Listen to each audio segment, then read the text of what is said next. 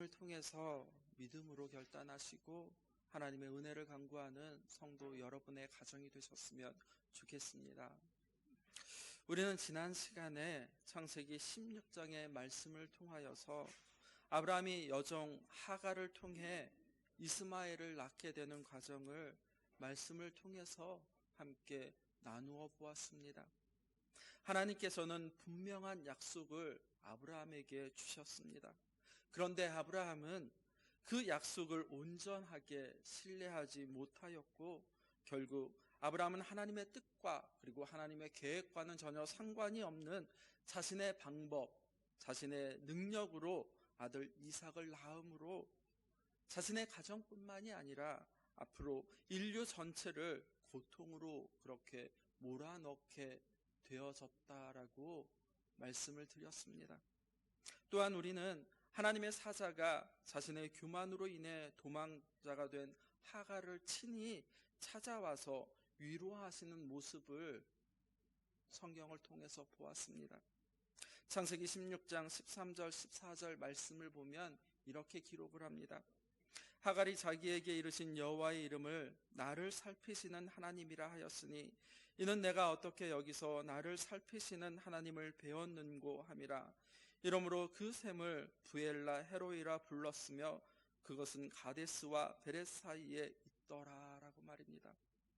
하나님께서는 하나님 당신의 자녀들을 살피시고 그리고 또한 붙들어 주시며 위로와 소망을 주시는 하나님이 되심을, 즉 쉽게 말하면 나를 살피시는 하나님, 즉 엘로이의 하나님 되심을 우리는 말씀을 통해서 함께 살펴보았습니다.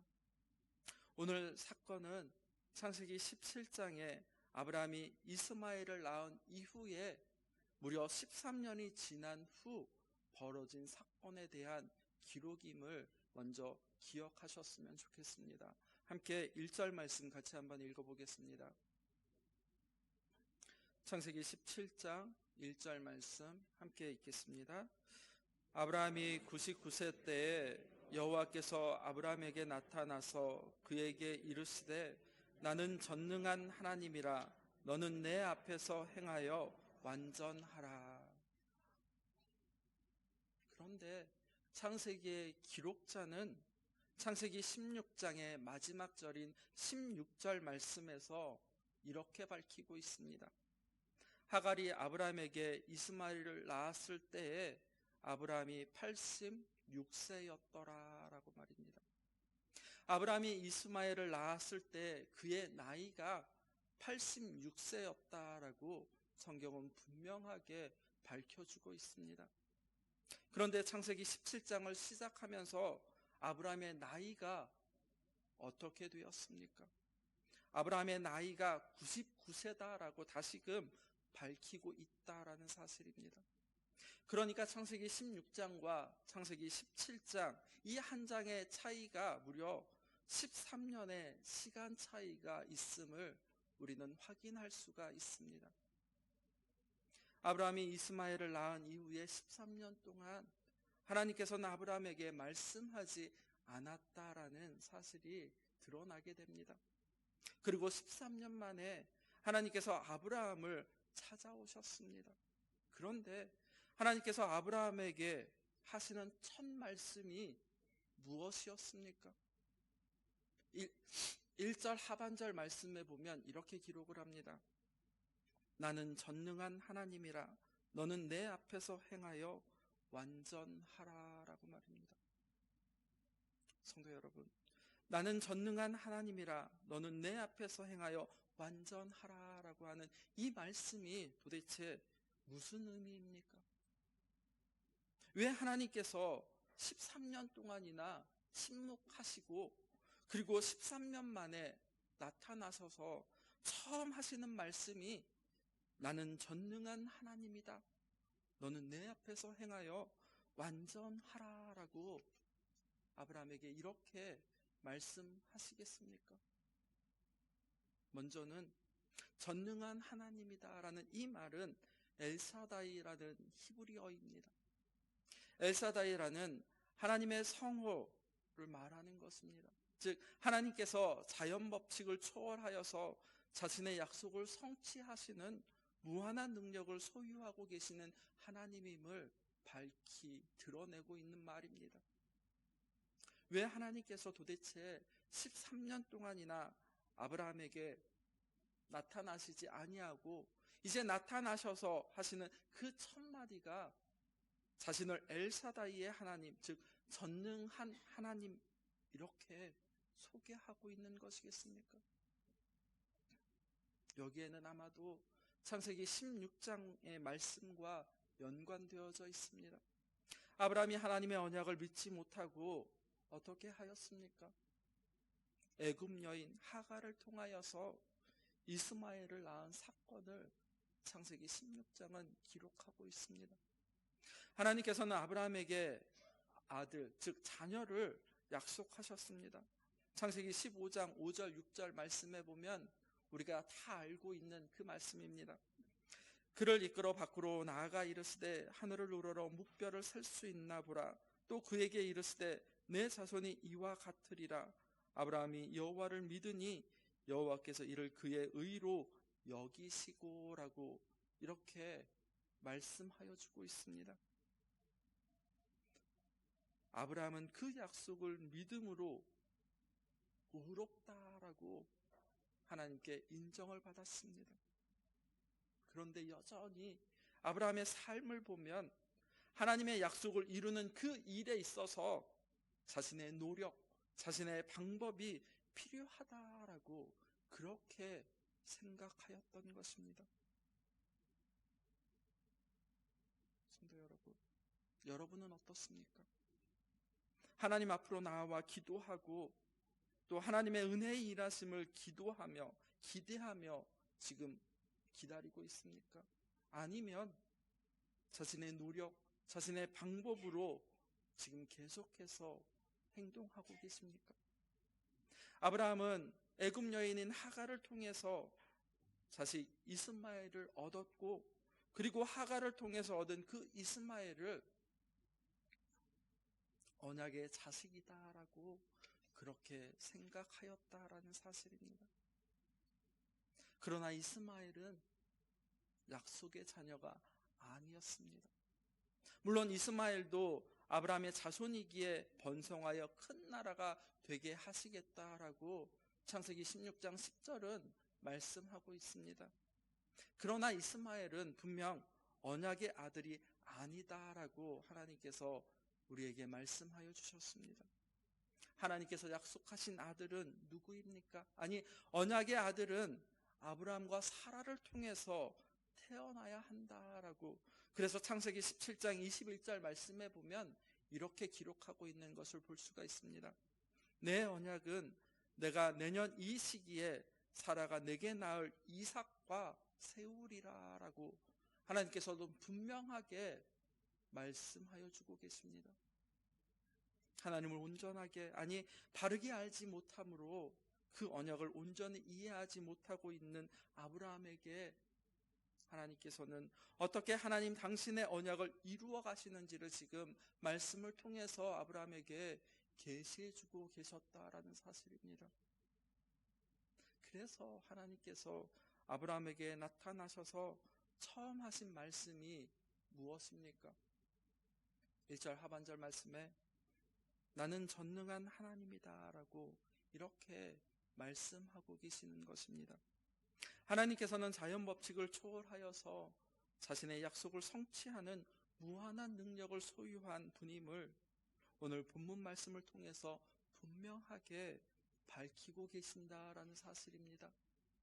그리고 이어서 두 번째로 너는 내 앞에서 행하여 완전하라라고 이렇게 말씀하고 계십니다. 여기서 내 앞에 행하여 완전하라라는 이 말씀이 무엇을 의미하는 것이겠습니까? 너는 내 앞에서 행하여 완전하라라는 이 말은 바로 나와 함께 동행하며 걸어가라라는 그 말씀입니다. 창세기 6장 9절 말씀에 보면 이렇게 기록을 합니다. 이것은 노아의 족보니라. 노아는 의인이요 당대의 완전한 자라. 그는 하나님과 동행하였으며 라고. 그리고 또한 창세기 5장 말씀에 보면 에녹은 60세에 무두셀라를 낳고 무두셀라를 낳은 후 300년을 하나님과 동행하며 자녀들을 낳았으며 라고. 노아의 삶, 에녹의 삶이 어떠하였습니까? 그는 하나님과 동행하였으며 라고 말을 할 때 이 동행했다라는 말이 바로 행하다라는 히브리 말과 동일하다라는 의미입니다. 성도 여러분, 지금 하나님께서 아브라함에게, 아니 우리에게 오늘 요구하시는 것은 바로 하나님과 함께 동행하는 삶을 요구하고 계시다라는 사실입니다. 아브라함이 하갈을 통하여서 이스마엘을 낳은 것은 자기가 생각한 길을 걸어간 것이다 라고 지금 말씀하고 계십니다. 그러나 이제부터는 하나님의 길, 아니 하나님께서 명하신 길을 걸어야 하며 또한 하나님과 한편이 되어져서 하나님과 함께 동행하며 그 길을 걸어가는 아브라함이 되기를 그 누구보다도 하나님은 원하셨다라는 사실입니다. 그것이 바로 성도의 완전한 삶입니다. 아니 성도가 걸어가야 하는 삶임을 우리는 기억해야 할 것입니다. 하나님의 부름을 받아서 여기까지 오는 동안에 아브라함은 참으로 많은 실수와 그리고 많은 실패를 경험하였습니다. 많은 실패, 아니 많은 실수에도 불구하고 하나님께서는 아브라함을 단 한 번도 책망한 적이 없으셨다라는 사실입니다. 창세기 12장에 아브라함은 기근으로 인하여서 애굽으로 내려갔습니다. 그리고 그 아브라함의 실패로 오히려 애굽의 왕인 바로가 혼이 난 적이 있지만 아브라함을 절대로 책망한 적이 없으셨다라는 것입니다. 그런데 지금 오늘 창세기 17장에 하나님께서는 1절 하반절 말씀에 나는 전능한 하나님이다. 너는 내 앞에서 행하여 완전하라 라고 말하는 이 말씀은 바로 책망의 말씀입니다. 왜? 아니 굳이 이 시점에서 하나님께서 아브라함을 이렇게 책망하시겠습니까? 그 이유는 바로 하나님께서 아브라함에게 분명한 언약, 즉 언약의 증표를 주셨기 때문입니다. 창세기 15장에서 살핀 횃불 언약이 있기 이전에는 아브라함에게 하나님께서 언약하셨습니다. 창세기 12장을 통해서, 그리고 창세기 13장의 동서남북의 언약을 통해서, 그리고 창세기 15장의 횃불 언약을 통해서 수없이. 그러나 그때까지 쉽게 표현하면 창세기 15장 전까지는 말로는 약속을 하셨지만 정식적으로 계약서는 쓰지 않았다라는 사실입니다. 그러나 이제 하나님과 아브라함 사이에 정식 계약이 체결되어졌습니다.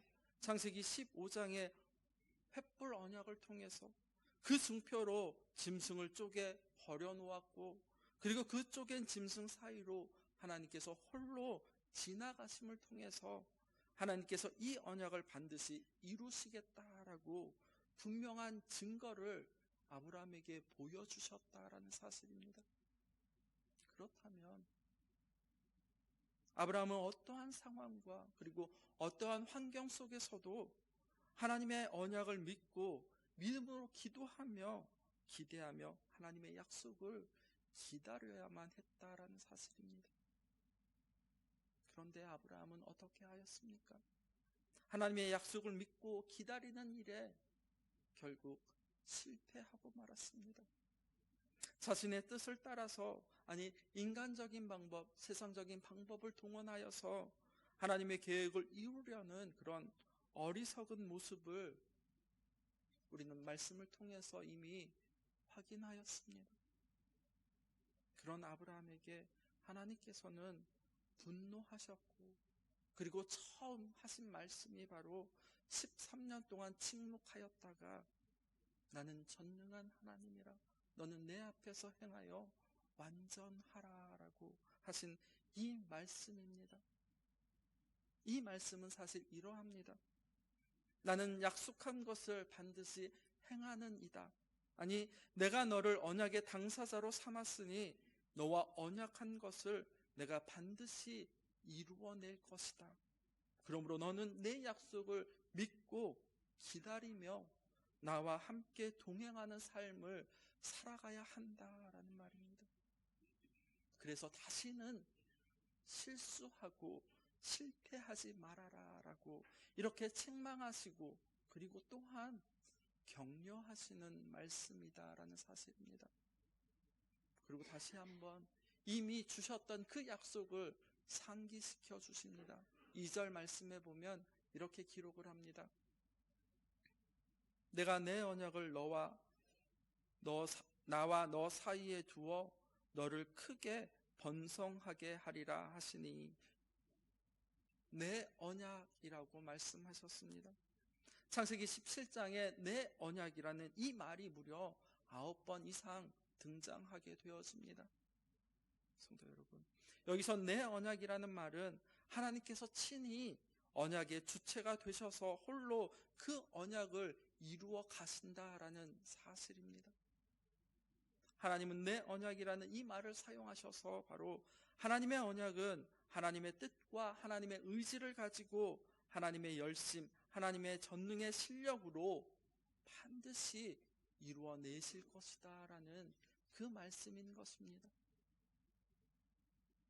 함께 4절과 5절 말씀 같이 한번 읽어보겠습니다.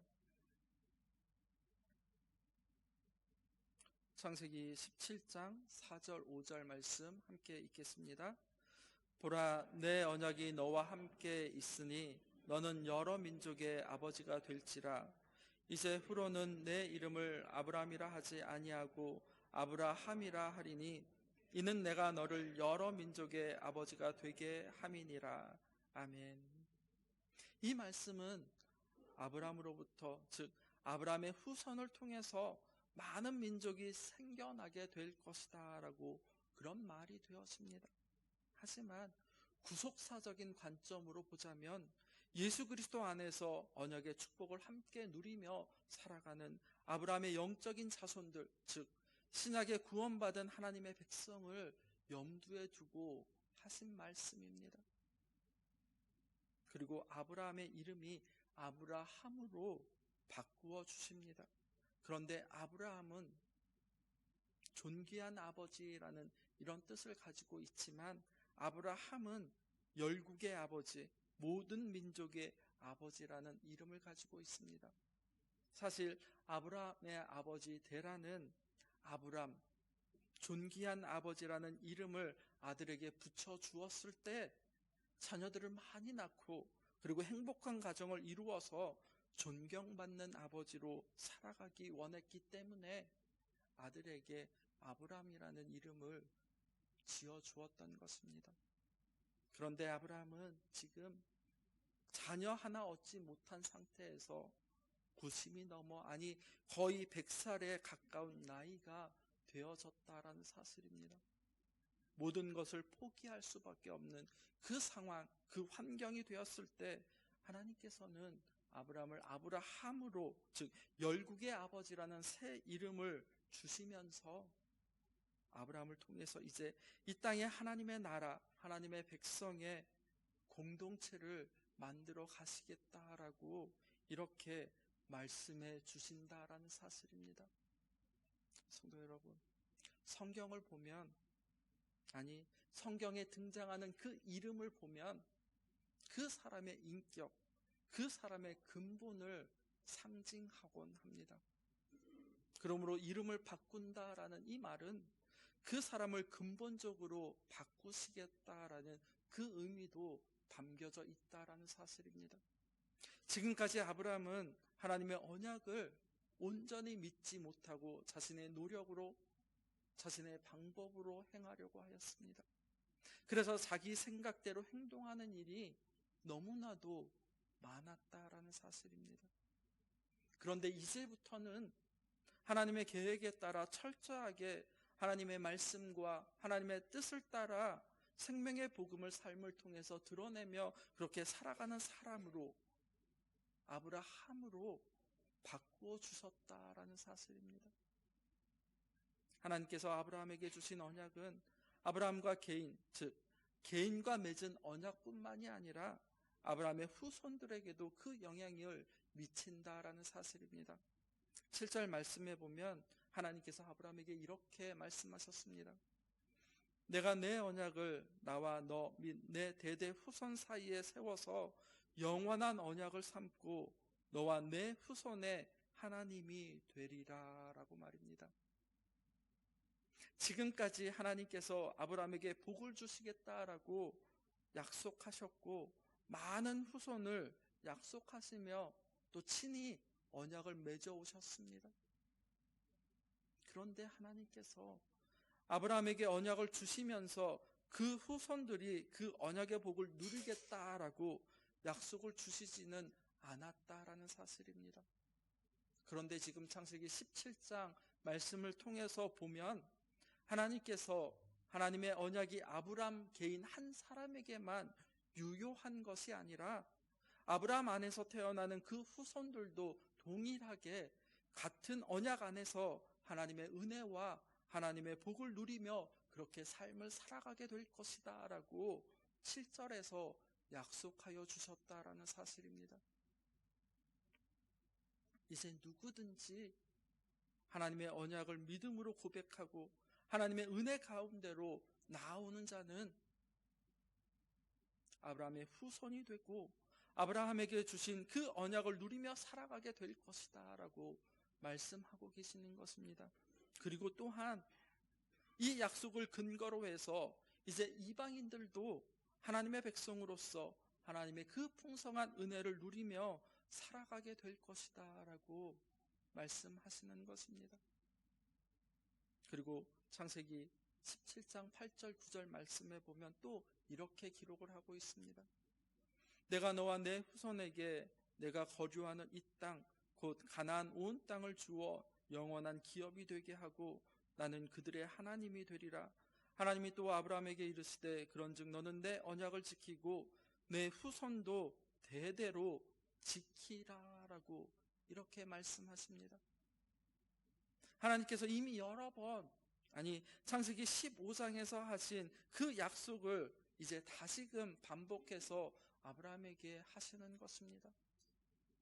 하나님께서 이처럼 동일한 약속을 끊임없이 반복해서 말씀해 주시는 것은 그 이유는 바로 우리는 죄로 말미암아 하나님의 언약을 온전히 신뢰하지 못할 뿐만이 아니라 하나님의 언약보다는 오히려 자신의 계획, 자신의 생각을 앞세우며 자신을 드러내는 삶을 살아가는 존재임을 하나님은 아셨기 때문에 끊임없이 동일하게 아브라함과 약속하셨다라는 사실입니다.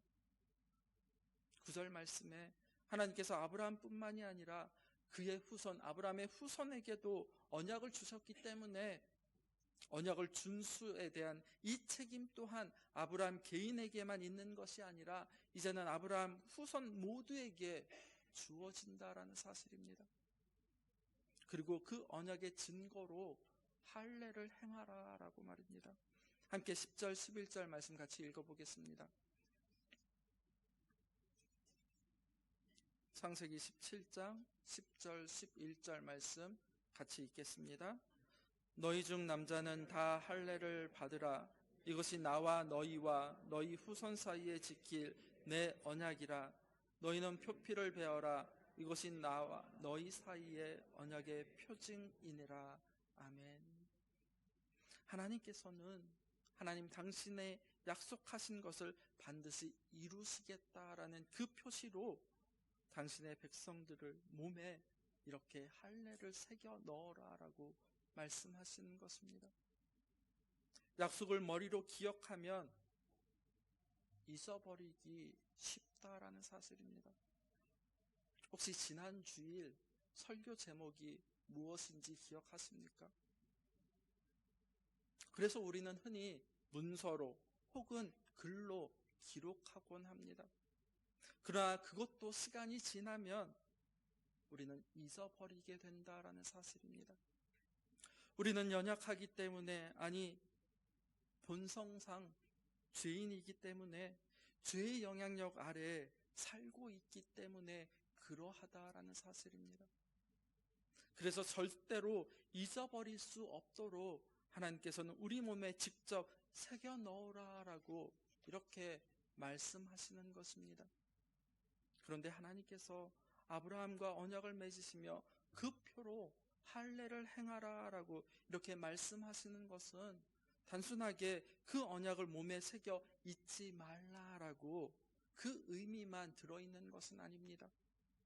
그것보다도 더 깊은 뜻이 있는데, 사실 그것은 이스마엘은 할례 전에 태어난 아이이다라는 사실입니다. 쉽게 말씀드리면 할례 후에 사라의 몸을 통해서 이삭이 태어나게 되었습니다.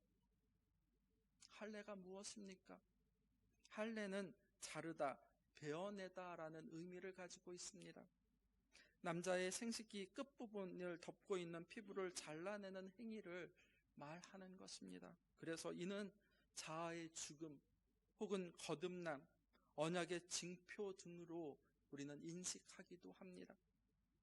할례가 단순히 하나님의 언약을 기억하도록 이렇게 몸의 흔적을 남겨두는 것이다라고 그런 의미라면 꼭 생식기의 끝을 잘라낼 필요는 아마도 없었을 것입니다.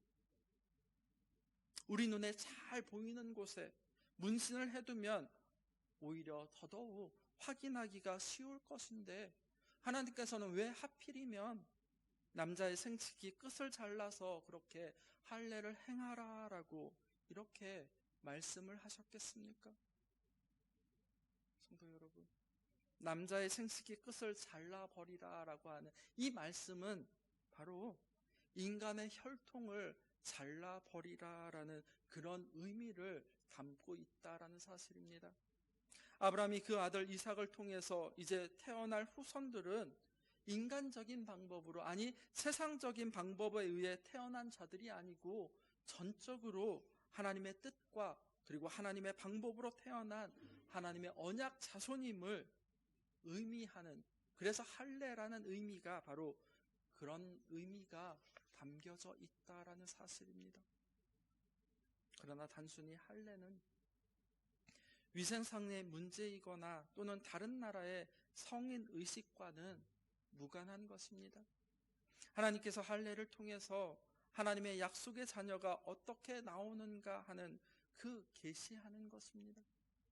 전능하신 하나님, 아니 엘샤다이의 하나님께서 당신의 언약하신 바를 반드시 이루실 것이기에 그것을 믿고 기도하며 그리고 기다리고 복음 진리의 말씀 안에서 살아가라라고 하는 표가 바로 할례에 담겨 있다라는 사실입니다.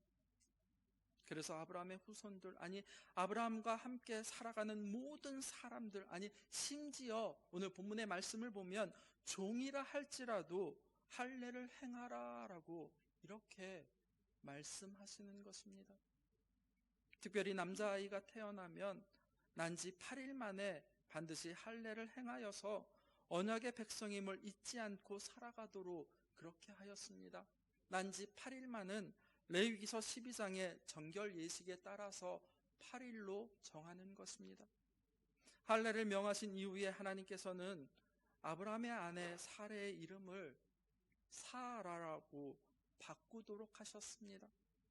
사라를 통해서 아들을 주시고 복을 주시며 여러 민족을 이루고 많은 왕이 나오도록 그렇게 아브라함을 축복하시겠다라는 사실입니다. 사라의 뜻은 공주라는 뜻이 담겨져 있습니다. 그리고 사라는 본래 왕비 또는 여주인이라는 의미를 담고 있습니다. 하나님께서는 사라라는 이름에 여러 민족의 어머니라는 이름을 덧붙여 주셨습니다. 아브라함을 아브라함으로 모든 민족의 아버지가 되게 하시겠다라는 이 말씀을 하신 하나님께서는 이제 아브라함의 아내 사라를 모든 민족의 어머니로 만들어 주시겠다라고 이렇게 말씀하시는 것입니다. 아브라함이 모든 민족의 아버지이니 당연히 아브라함의 아내 사라는 모든 민족의 어머니가 되는 것은 너무나도 당연한 것입니다. 지금까지 사례는 어떻게 생각하였습니까? 하나님께서 아브라함에게 주신 후손에 대한 약속이 사라 자신이 아닌 다른 사람을 통해서 이루어질 수도 있다라고, 그래서 창세기 16장에 하갈을 통해서 이스마엘을 출생하게 되었던 것입니다. 그래서 하갈을 남편에게 주어 이스마엘을 낳도록 그렇게 하였습니다. 사실 이런 생각은 사라만이 아니라 아브라함도 가지고 있었다라고 우리는 창세기 16장에서 보았습니다. 그래서 아브라함은 조카 롯, 그리고 다메섹 종인 엘리에셀, 그리고 이스마엘을 자신의 후계자로 그렇게 생각하고 있었다라는 사실입니다. 그런데 하나님께서는, 하나님의 언약은 아브라함과 사라를 통해서 이루어질 것이다 라고 분명한 증거를 사라에게 주시는 것입니다. 17절 18절 말씀에 보면 이렇게 기록을 합니다. 아브라함이 엎드려 웃으며 마음속으로 이르되 100세 된 사람이 어찌 자식을 낳을까? 사라는 90세니 어찌 출산하리요? 하고 아브라함이 이에 하나님께 아뢰되 이스마엘이나 하나님 앞에 살기를 원하나이다 라고 말입니다. 무슨 말씀입니까? 아브라함이 어떻게 행동하였습니까? 이 하나님의 말씀에 아브라함은 웃었다라고 기록을 하고 있습니다. 그러면서 무엇이라고 하나님께 말합니까? 내 나이가 100살이고 사라의 나이가 90살이니 어떻게 아이를 낳을 수가 있겠습니까? 라고, 저는 이스마엘로 족합니다 라고 그렇게 말하는 것을 볼 수가 있습니다. 아브라함은 이미 포기했다라는 것입니다. 사실 인간의 조건으로 보면 불가능한 상황입니다. 아니, 포기할 수밖에 없는 그런 상황이었습니다. 그러나 하나님은 결코 포기하지 않으시는 분이십니다. 아브라함의 말에 하나님께서 어떻게 대답하셨습니까? 함께 19절 말씀 같이 읽어보겠습니다. 창세기 17장 19절 말씀입니다. 함께 읽겠습니다. 하나님이 이르시되 아니라 내 아내 사레가 내게 아들을 낳으리니 너는 그 이름을 이삭이라 하라. 내가 그와 내 언약을 세우리니 그의 후손에게 영원한 언약이 되리라. 아멘. 무슨 말씀입니까? 19절 말씀에 보면 아니다라고 분명히 기록하고 있는 것을 볼 수가 있습니다. 내 생각대로, 아니 내 계획대로 세상이 움직이는 것이 아니다라고 말입니다. 세상은 하나님 나의 계획대로, 아니 나의 뜻대로 움직이는 것이다 라고, 내가 너와 맺은 언약을 반드시 이룰 것이며 내년 이맘때에 사라가 아들을 이삭을 낳을 것이다 라고 분명하게 말씀해 주고 계십니다. 아브라함은 하나님의 말씀대로 지금 이제 할례를 행합니다. 그때가 아브라함의 나이가 99세였고 이스마엘은 13살이었다라고 성경은 기록하고 있습니다. 성도 여러분, 할례는 하나님의 언약의 백성으로 부름받았다라는 이런 표시이기도 합니다.